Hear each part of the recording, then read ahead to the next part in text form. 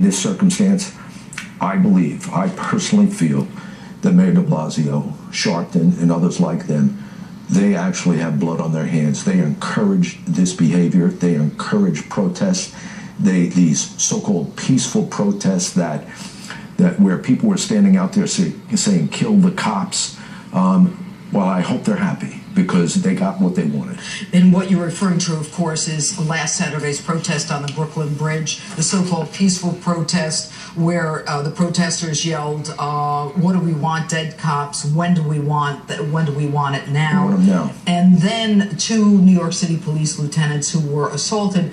Mayor de Blasio comes out and says they were allegedly assaulted. They weren't allegedly assaulted. They were assaulted. They were assaulted. Attacked. They were assaulted. They were beaten. Their radios were taken.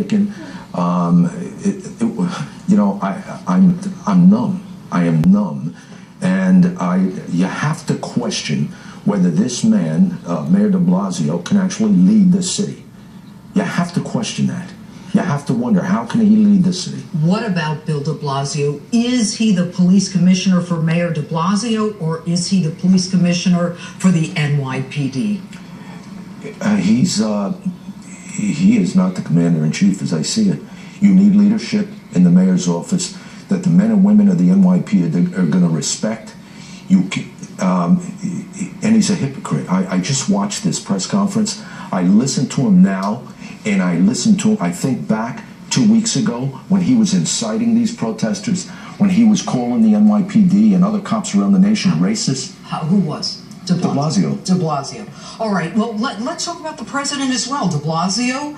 And I think the president of the United States needs to understand that their actions in failing to defend police and criticizing police, saying African-American young men are having problems with law enforcement. Well, right now, law enforcement, 2 officers executed, are having problems with a young African-American man.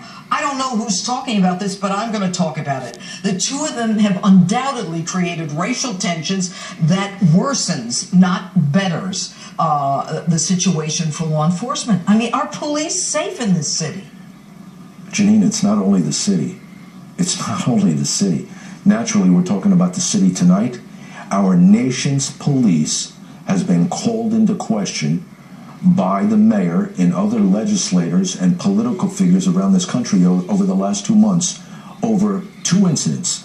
Millions of arrests a year, and they're talking about 2 incidents. They turned this entire country, their entire police service in this country, into racist. And I agree with the Federal Law Enforcement Association, the officers that said if this was handled differently up front, that probably wouldn't happen today. Nobody would have